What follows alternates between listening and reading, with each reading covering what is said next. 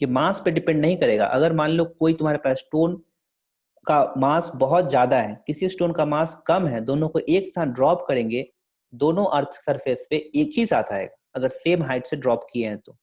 ठीक है, तो इस उसके मास पे डिपेंड नहीं करेगा क्योंकि एक्सेलरेशन उसके मास पे डिपेंड करता ही नहीं है, तो दोनों सेम ही टाइम पे आएंगे।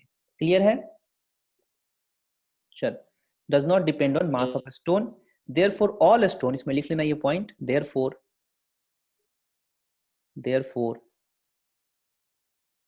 all all stones moving under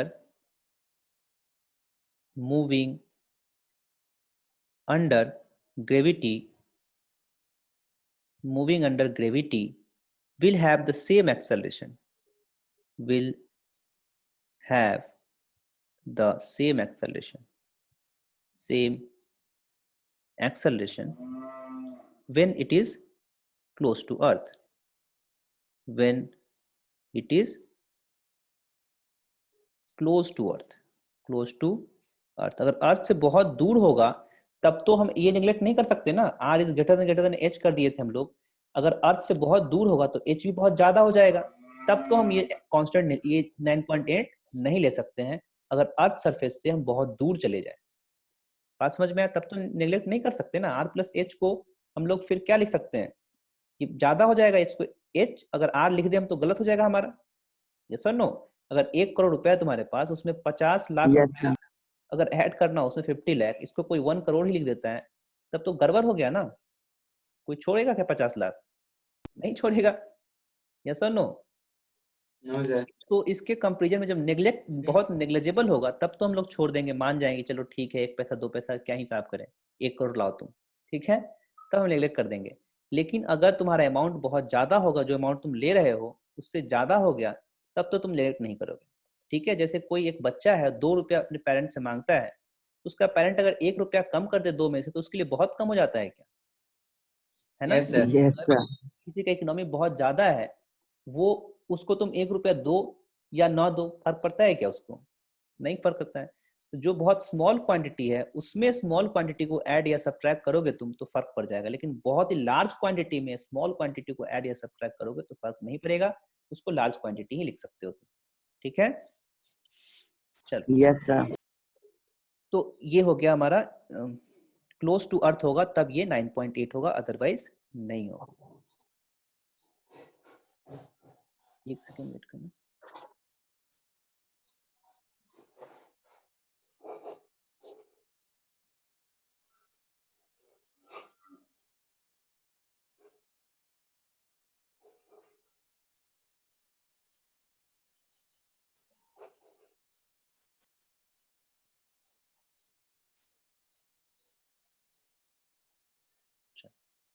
next point,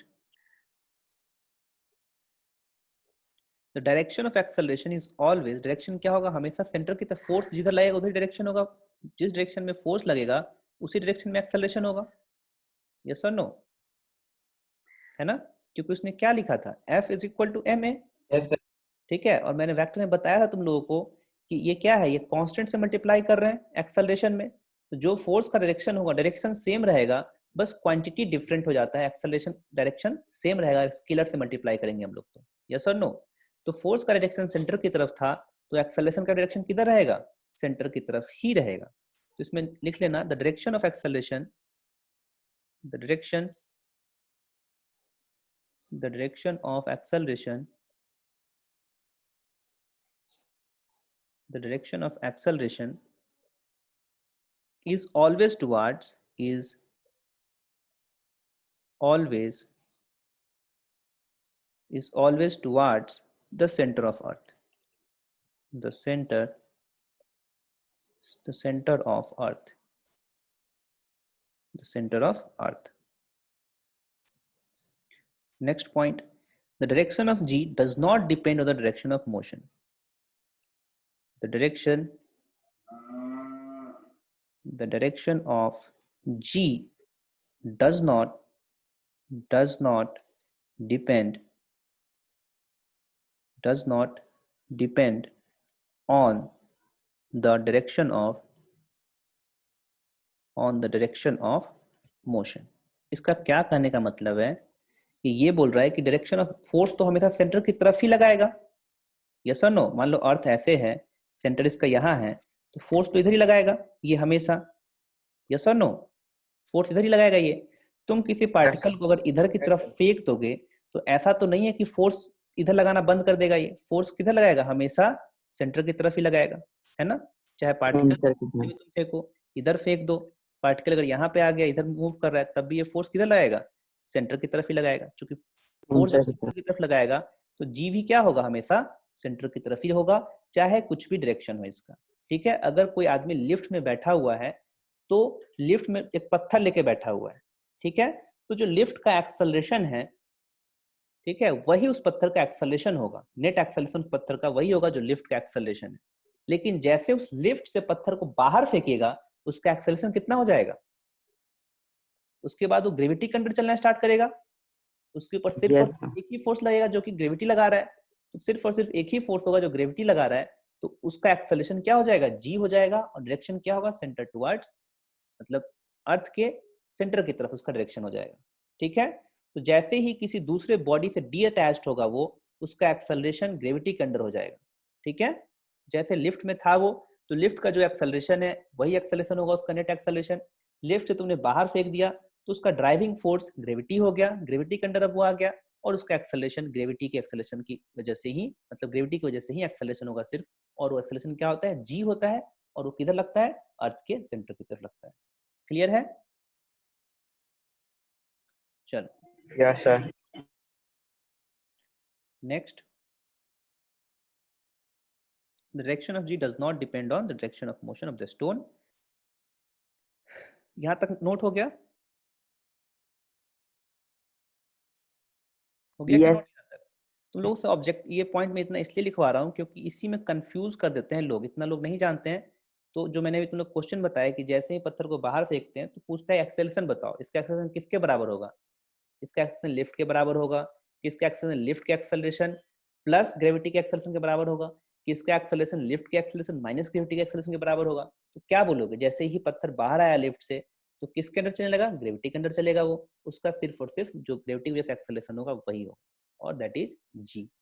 ठीक है? क्या इसमें अब किसी तरह कंफ्यूजन नहीं होगा अगर ये सारे पॉइंट्स तुमको ध्यान में है तो। ठीक है? ये सारे लॉजिकल पॉइंट्स हैं, कुछ याद नहीं करना इसमें। चले आगे। Yes sir. नेक्स्ट पॉइंट एक और लिख लेना, as G is constant. G क्या है? कांस्टेंट है। As G is constant, as g is constant, therefore a stone, therefore a stone, therefore a stone traveling, therefore a stone traveling close to earth, close to earth, traveling, double L नहीं होगा, traveling close to earth, traveling close to earth surface,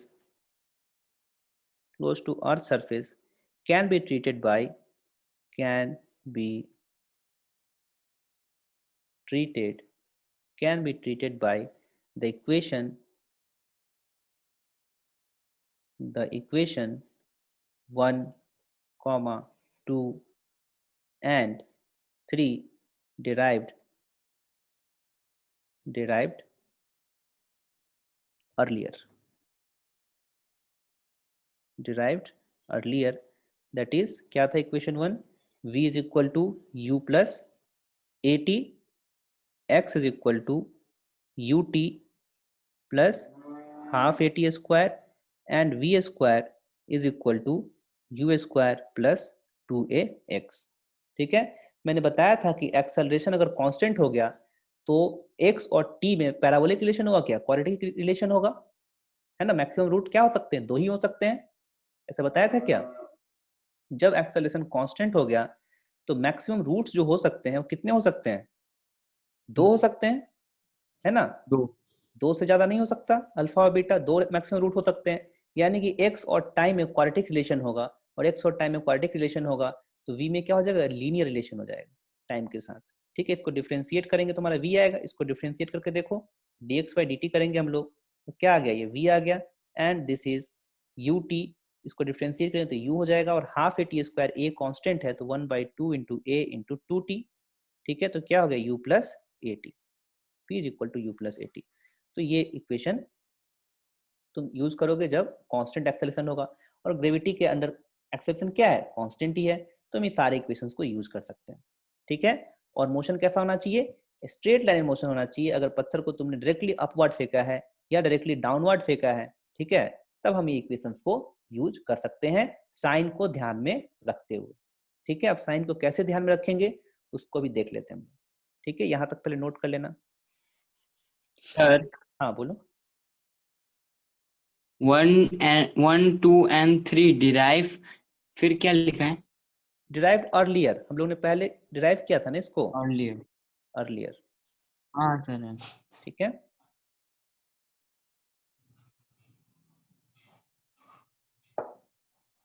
आगे बढ़े।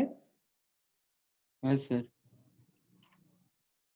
चल, अब ये तो conceptual बात था, अब आते हैं काम की बात पे, जो क्वेश्चंस लोग पूछते हैं, ठीक है।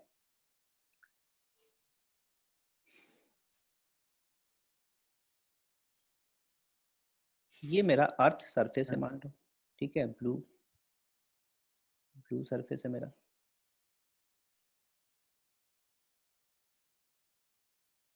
ये अर्थ सरफेस, ठीक है। यहां से मैंने एक स्टोन को ऊपर की तरफ प्रोजेक्ट कर दिया, ये काला स्टोन है,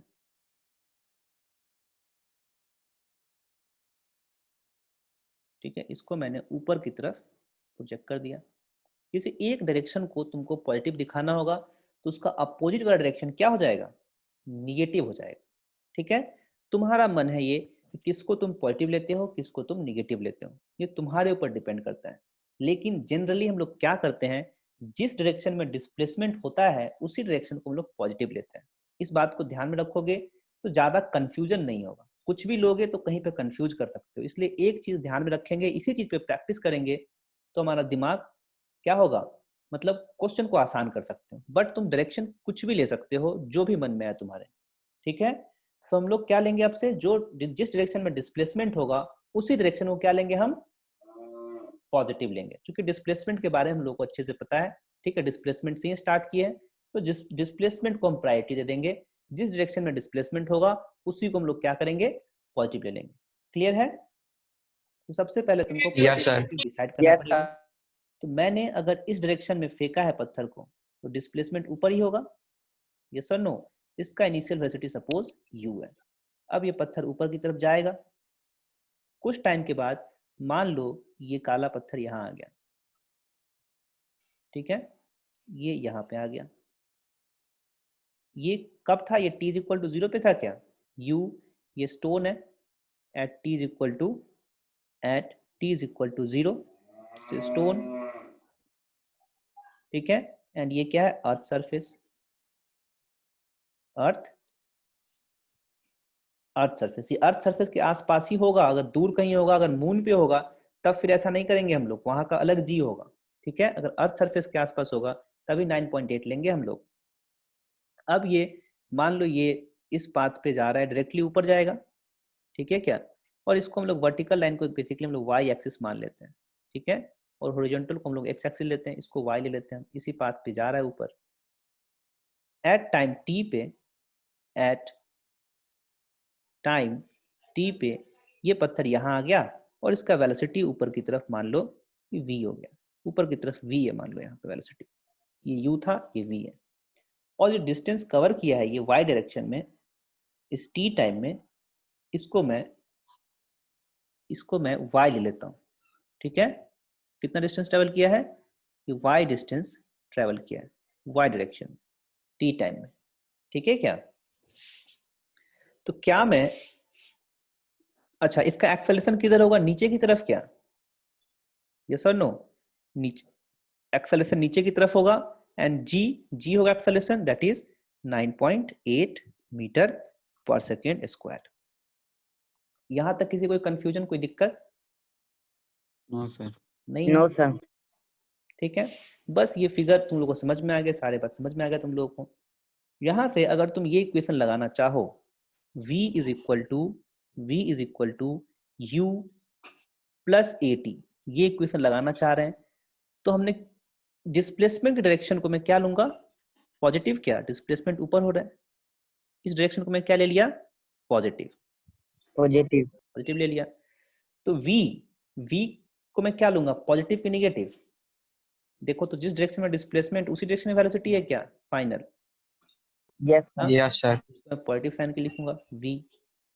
अच्छा u क्या है, u भी पॉजिटिव है क्या, सेम डायरेक्शन है दोनों का, Yes, sir. ठीक है, yes sir. Yes u positive है। अच्छा एक्सेलरेशन तो अब g बन गया है यहाँ पे, यस और नो, और डायरेक्शन किधर है, नीचे की तरफ है क्या, Negative. ठीक है, यस तो मैं इसको माइनस जी लिखूं क्या, कोई दिक्कत, माइनस जी लिखूंगा ए को क्योंकि No, नीचे की sir. तरफ है ये, और इंटू टी, यानी कि v क्या हो गया मेरे पास, v is equal to U minus G T हो गया। क्लियर है, हम लोग वहां पे v is equal to U plus A T कर रहे थे, यहाँ a क्या बन गया है, a माइनस जी बन गया है बेसिकली, तो हमने इसको u माइनस जी टी कर दिया। ये इक्वेशन 1a कर दो इसको, ये इक्वेशन क्या हो गया 1a, ठीक है। उसी तरह से अब equation y is equal to क्या पता है हम लोगों को, y is equal to ut plus half A T square, क्या ut plus half A T square. अब y क्या है, पॉजिटिव है, इसको पॉजिटिव कर देते हैं, y is equal to u उसी डायरेक्शन में, दिस इज पॉजिटिव, और प्लस हाफ इंटू ए क्या हो गया माइनस जी, क्या minus g into t square. This implies that y is equal to u t minus half ji t square, क्या minus half जी t square. Clear है, कोई दिक्कत, ये इक्वेशन हो गया 2a, ठीक है। अच्छा नेक्स्ट है मेरे पास v square is equal to you square plus 2ax, v square is equal to you square plus 2a into x. V positive है, निगेटिव भी होगा तो स्क्वायर करें तो पॉजिटिव हो जाएगा, वी स्क्वायर यू स्क्वायर सोचना ही नहीं कुछ, प्लस ऑफ 2a क्या हो जाएगा माइनस जी, और x तो पॉजिटिव है, थोड़ी यहाँ पे y है क्या, ये x है ना, और पॉजिटिव है, this is y। This implies that V square is equal to you square minus 2g y, क्या यस और नो, Yes, sir. 2gy, ठीक है। ये इक्वेशन हो गया 3a। क्लियर है, इस फिगर को बनाना सबसे पहले,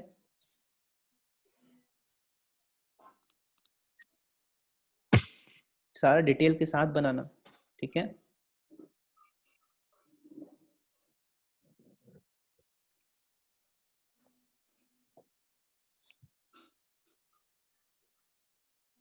ये भी लिखना नहीं इधर कुछ, सिर्फ फिगर बना के बोलना।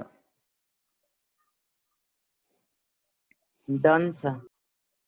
डन, इसमें लिखो फिगर के नीचे, consider a stone projected vertically upward, consider a stone projected vertically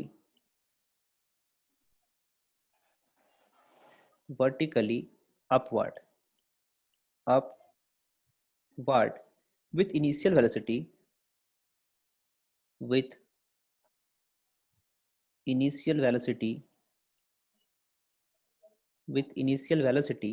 u at time t, at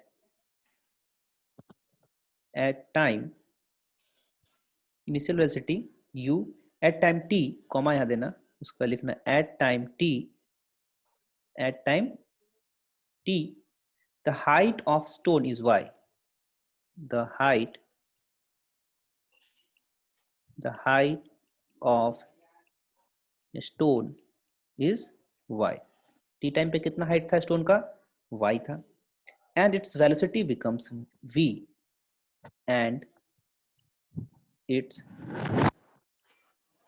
velocity becomes v as shown in figure, as shown in figure। as shown in figure. ठीक है, जो next point मैं लिखा रहा हूँ ये बहुत important point है, डायरेक्शन वाला ही, इसमें सब कुछ सेम है, बस डायरेक्शन ही चेंज हो रहा है, इसलिए हमारे लिए इंपॉर्टेंट है ये. ठीक है, since upward direction is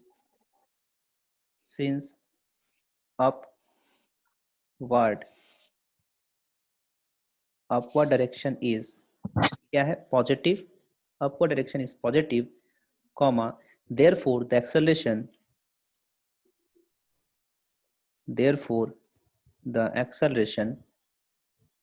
क्या है, g, acceleration g should be taken as negative.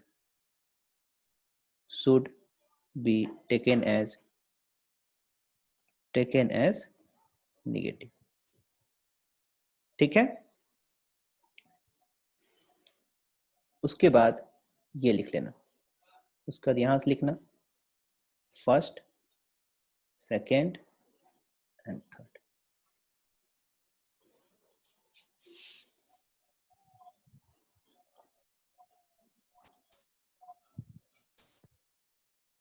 हम लोग क्या कैलकुलेट करने जा रहे हैं, जब एक पत्थर को फेंकेंगे ऊपर तो क्या होगा, एक मैक्सिमम हाइट तक वो जाएगा, फिर उस हाइट से नीचे आना स्टार्ट हो जाएगा. तो हम लोग को टाइम कैलकुलेट करना है कि जब मैंने फेंका और जब वो पत्थर मैक्सिमम हाइट पे पहुंचेगा उसके बीच में कितना टाइम लगा. ठीक है, उस टाइम को हम लोग कैलकुलेट करना चाहते हैं. ठीक है, और इस टाइम को हम लोग बोलते हैं टाइम ऑफ एसेंट. ठीक है, ऊपर जाने का टाइम ऑफ एसेंट. ठीक है, समझ में आया बात. तो टाइम ऑफ एसेंट के लिए कंडीशंस क्या होगा, जब पत्थर को तुमने फेंका और वो मैक्सिमम हाइट पे पहुंचा, यानी कि धीरे धीरे वेलोसिटी जीरो हो रहा है, ऊपर की तरफ वेलोसिटी धीरे धीरे कम हो रहा है, जीरो वेलोसिटी कम हो रहा है, कम होते होते क्या होगा, मैक्सिमम हाइट वेलोसिटी जीरो हो जाएगा क्या. जैसे ही मैक्सिमम हाइट वेलोसिटी होगा जीरो हो जाएगा, उसका वेलोसिटी का डायरेक्शन चेंज हो जाएगा, वो नीचे की तरफ हो जाएगा. यस और नो, पहले ऊपर की तरफ वेलोसिटी था, बाद में वेलोसिटी नीचे की तरफ होगा, तो एक ऐसा टाइम आएगा जहां पे वेलोसिटी क्या हो जाएगा, जीरो हो जाएगा. ठीक है, तो जहां पे वेलोसिटी जीरो होगा वही क्या होगा, वेलोसिटी जीरो होने में जितना टाइम लगेगा उसको बोल सकते हैं कि टाइम ऑफ एसेंट. यस और no. Yes sir. Yes, sir. तो एट मैक्सिमम हाइट क्या हो जाएगा, वेलोसिटी विल बी जीरो. क्या, एट मैक्सिमम हाइट, हेडिंग पहले देना टाइम ऑफ एसेंट.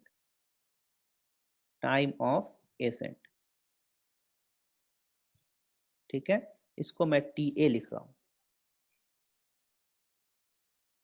ठीक है, तो मैक्सिमम हाइट पे जब पहुंचेगा तो वेलोसिटी क्या हो जाएगा, जीरो हो जाएगा. तो मैं लिखता हूं at maximum height, at the maximum height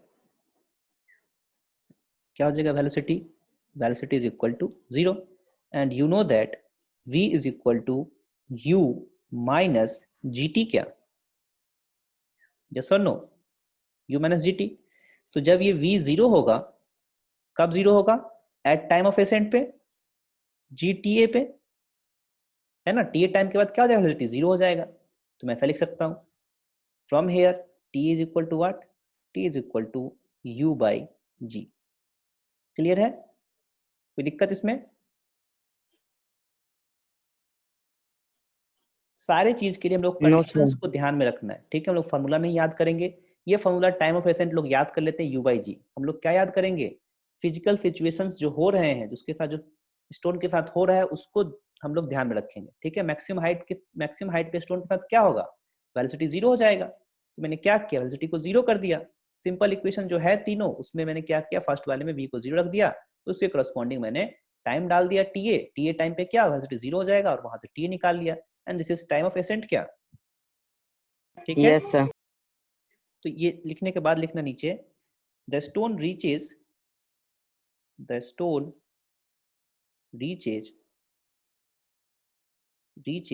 its highest point, its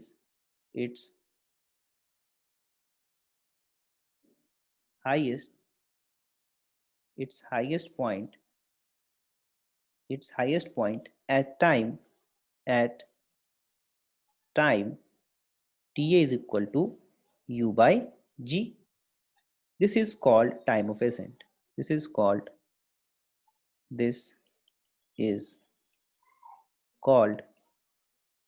time of ascent. ठीक है, अगर टाइम ऑफ एसेंट निकालना है तो किस वेलोसिटी से फेंका तुमने उसमें g से डिवाइड कर देंगे हम, तो क्या आ जाएगा, टाइम ऑफ एसेंट आ जाएगा हमारा। बहुत सिंपल है, ठीक है। तुमसे कोई बोल दिया कि ये 10 मीटर पर सेकेंड से इसने फेंक दिया ऊपर की तरफ, ठीक है, और नीचे की तरफ क्या g लग रहा है, 10 मीटर पर second. g is equal to मान लो 10 मीटर पर सेकेंड, मैं 9.8 नहीं दे रहा हूँ, 10 मीटर पर सेकेंड ले रहा हूँ। तो तुमको बताना है कि मैक्सिमम हाइट जाने में कितना टाइम लगेगा, TA निकालना है। क्या हो जाएगा, हाँ 1 1 हो जाएगा, ठीक है, 1 सेकेंड। और इसको u बाई जी जो तुम सेकेंड। कर रहे हो, ऐसे बड़ा सिंपली दिख रहा है ये। एक्सेलरेशन का डेफिनेशन क्या होता है, एक्सेलरेशन का डेफिनेशन क्या होता है, चेंज इन वेलोसिटी पर सेकेंड। क्या Yes, एक sir. सेकंड में चेंज होगा वेलोसिटी में, है ना। तो अब 10 से वेलोसिटी कम हो रहा है, जब ऊपर की ओर जाएगा तो 10 से पर सेकेंड 10 से वेलोसिटी कम होगा, अगर g 10 है तो, है ना, एक्सेलरेशन 10 है तो हर सेकेंड में वेलोसिटी 10 से कम हो जाएगा क्या, है ना। तो 10 मीटर पर सेकेंड से 0 मीटर पर सेकेंड होने में कितना टाइम लगेगा, 10 से कम होने में 1 सेकेंड लग रहा है, 10 से कम होने में, तो 1 सेकेंड 1 में जीरो हो जाएगा क्या second. वेलोसिटी इसका, है ना। Yes, 1 sir. सेकेंड में वेलोसिटी जीरो हो जाएगा, तो टाइम ऑफ एसेंट क्या हो जाएगा, 1 हो जाएगा। यस और नो। अगर मान लो हम 20 यहाँ रखते, 20 मीटर पर सेकेंड रखते, तो 1 सेकेंड में 10 से कम हो रहा है, तो हमको 20 से कम करवाना है अब, है ना। तो कितना सेकेंड में जीरो होगा ये वेलोसिटी,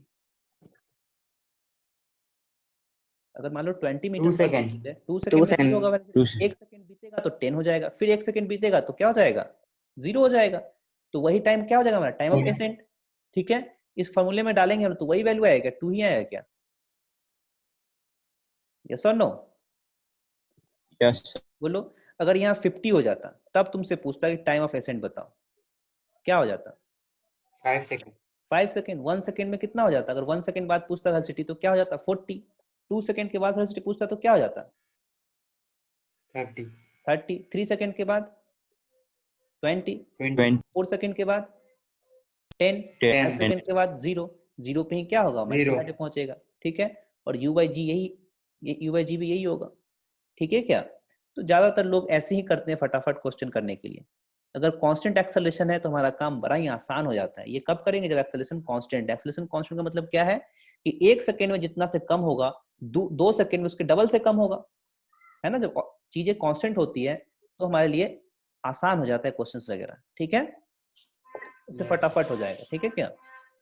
चलो, तो फॉर्मूला में याद करने की जरूरत है क्या, टाइम ऑफ एसेंट का, हाँ। चलो, यहां से अब पूछते हैं लोग, क्या टाइम हो गया,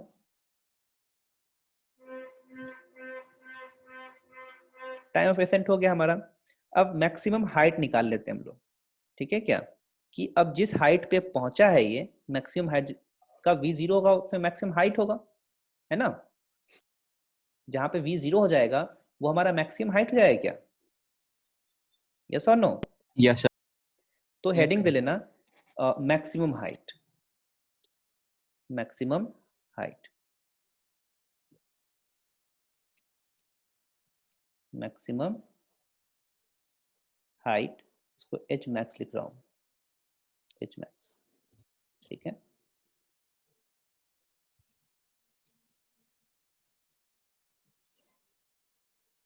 इसमें मेरे पास थर्ड इक्वेशन जो है V square is equal to you square minus 2g plus 2g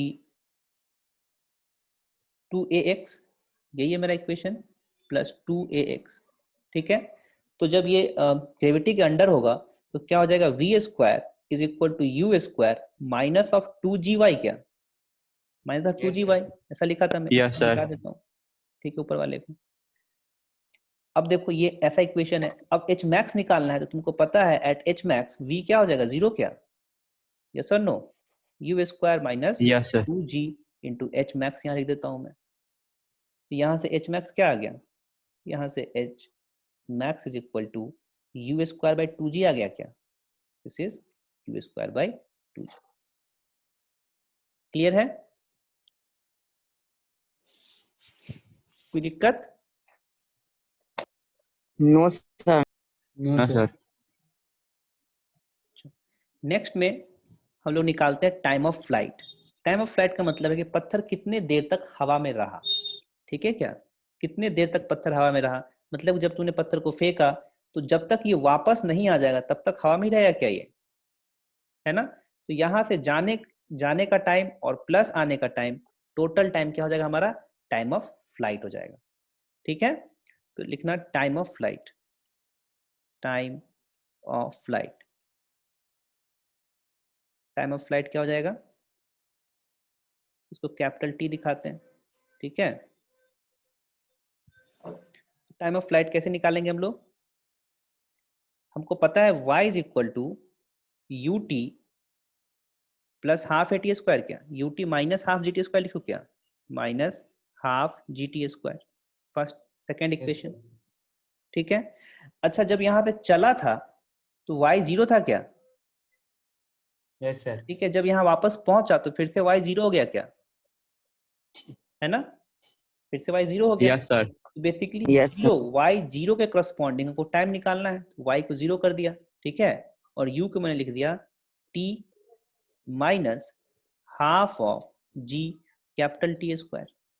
ठीक है, यहां से अगर t कॉमन ले लेंगे हम लोग तो क्या बच जाएगा, u माइनस हाफ g क्या is equal to zero, yes और नो, जी टी यहाँ छूट रहा है, half ji T is equal to zero. तो यहाँ से t का वैल्यू क्या आ जाएगा, जीरो, और टू यू बाई जी क्या, देखो तो t का दो वैल्यू आएगा, एक तो जीरो आ जाएगा और फिर इसको जीरो करेंगे तो टू यू बाई जी आ जाएगा, यस और नो। ठीक है, तो y is equal to zero के लिए दो टाइम आ रहा है, एक तो t is equal to zero पे जब तुम फेंके थे उस समय y जीरो होगा, और दूसरा टाइम कब होगा, जब वापस पहुंचा होगा तब होगा। टाइम ऑफ फ्लाइट तो वापस पहुंचेगा तब होता है, तो यही टाइम ऑफ फ्लाइट हो जाएगा क्या, है ना। तो t हो गया time of flight Yes, is sir. Equal to, therefore time of flight is equal to 2u by G, zero तो नहीं हो सकता है। ठीक है, टाइम ऑफ फ्लाइट हो गया 2u बाई जी, मतलब कि ये यहां से ऊपर तक गया, ठीक है, फिर ऊपर से वापस लौटा, टोटल टाइम लगा 2u बाई जी। अगर तुमसे मैं पूछ लूं कि बताओ सिर्फ आने में कितना टाइम लगा, सिर्फ आने में कितना टाइम लगा, जाने में कितना लगा था, u बाई जी क्या, सर यू का ऊपर जाने में u बाई जी लगा था, और टोटल ऊपर से नीचे आने में 2u बाई कितना लग रहा है, 2u बाई जी लग रहा है। तो सिर्फ और सिर्फ आने में कितना टाइम लगेगा, 2u by g minus u by g क्या, u by g, very good. Yes, sir. तो आने में कितना लग रहा है, u बाई जी, यानी कि मैं क्या बोल सकता हूँ कि जाने का टाइम, मैक्सिमम हाइट तक जाने का time is equal to maximum height से आने का टाइम, सेम लेवल पे। Yes, sir. ठीक है, इसलिए बोलते हैं टाइम ऑफ एसेंट बराबर किसके होगा, टाइम ऑफ डिसेंट के।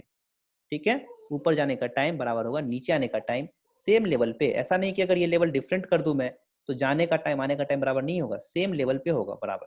ठीक है, अगर अर्थ सरफेस तुम फेंके हो तो जितने टाइम में मैक्सिमम हाइट पे पहुंचेगा उतने ही टाइम में मैक्सिमम उतने ही टाइम में फिर से वो सरफेस पे पहुंचेगा। ठीक है क्या, और जिस वेलोसिटी से तुम फेंके हो उसी वेलोसिटी से वापस पहुंचता है। ठीक है, अगर मान लो 10 मीटर पर सेकेंड से तुम फेंके हो तो ये 10 मीटर पर सेकेंड से ही यहाँ पहुंचेगा। क्लियर है, यस सर। सेम लेवल पे सेम वेलोसिटी होगा। तुमने अगर यहाँ से फेंका है तो जाते समय इस लेवल पे, जाते समय इस लेवल पे मान लो 5 मीटर पर सेकेंड वेलोसिटी था जाते समय, ठीक है, तो आते समय इसी लेवल पे कितना वेलोसिटी होगा, 5 मीटर पर सेकेंड होगा, लेकिन डायरेक्शन सिर्फ अपोजिट होगा, Sir. बट वेलोसिटी क्या होगा, सेम ही होगा। ठीक है, और ये Same. इसलिए सेम होगा क्योंकि टाइम ऑफ एसेंट और टाइम ऑफ डिसेंट सेम हो गया। ठीक है ना, तो टाइम मान लो कि 10 मीटर पर सेकेंड से मैंने फेंका इस पत्थर को ऊपर की तरफ, कितने से फेंका, 10 मीटर, चलो 20 मीटर पर सेकेंड से फेंका मैंने, 20 मीटर पर सेकेंड से फेंका, तो टाइम ऑफ एसेंट कितना लगा इसको, ऊपर तक आने में कितना टाइम लगा, मैक्सिमम हाइट तक आने में 2 सेकेंड, क्या 10 मीटर पर सेकेंड ले लेते हैं हम लोग acceleration due to Yes, gravity sir. नीचे की तरफ, तो कितना लगा ऊपर तक जाने में 2 सेकेंड, और तुमने बोला 2 कि seconds. नीचे तक आने में 2 सेकेंड ही लगेगा यहाँ तक आने में। ठीक है, 2 सेकेंड लगेगा, तो यहाँ तो वेलोसिटी जीरो हो गया था, यहाँ वेलोसिटी जीरो हो गया क्या, तो 2 सेकेंड में Yes, sir. वेलोसिटी कितना से बढ़ जाएगा, 20 से, क्या पहले तो वेलोसिटी घट रहा था, घटते घटते जीरो कर दिया 2 सेकेंड में, उसके बाद फिर वेलोसिटी बढ़ना स्टार्ट होगा क्या, बोलो, यस सर। तो 2 सेकेंड में कितने से वेलोसिटी बढ़ जाएगा, Yes. 20 से, क्या तो सेम हाइट पे सेम वेलोसिटी हो जाएगा ना, क्लियर है? सेम हाइट पे सेम वेलोसिटी हो जाएगा। ये बात क्लियर है सबको? तो ये सारी चीजें हम लोग फिजिकल सिचुएशन में रियलाइज करके और ऐसे यूज करेंगे तो क्वेश्चन हमारा जल्दी जल्दी बनेगा। ठीक है, हम इक्वेशंस के पीछे नहीं भागेंगे, फार्मूला के पीछे नहीं भागेंगे। ठीक है क्या? हम लोग अपना दिमाग अप्लाई करेंगे, सिंपल सिंपल चीज, नॉर्मल नॉर्मल चीज जो है, ठीक है, उसको यूज करके सारे क्वेश्चंस को करेंगे। ठीक है क्या? जहां भी हमारा दिमाग में Yes, sir.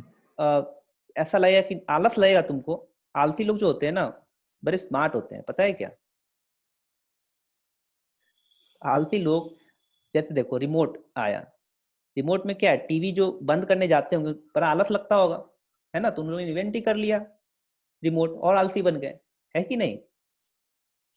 अभी फैन वैन ऑन करना होता है, Yes, sir. तुम लोग को बड़ा दिक्कत होता है, आलस आता है।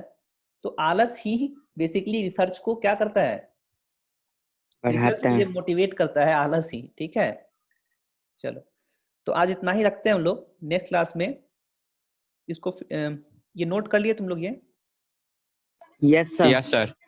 इसके आगे कुछ Yes, कुछ sir. लिखना है पॉइंट्स, उस पॉइंट को कल हम डिस्कस कर लेंगे। टाइम ऑफ एसेंट तक तो लिखवा दिए हैं, मैक्सिमम हाइट और टाइम फ्लाइट का मैंने कुछ लिखवाया नहीं अभी, उसको लोग नेक्स्ट क्लास में डिस्कस कर लेंगे। ठीक है, किसी कोई डाउट यहाँ Okay, तक? sir. No, sir. No, sir. ठीक है, thank you everyone. Thank you, Thank you, sir. Bye, sir. sir.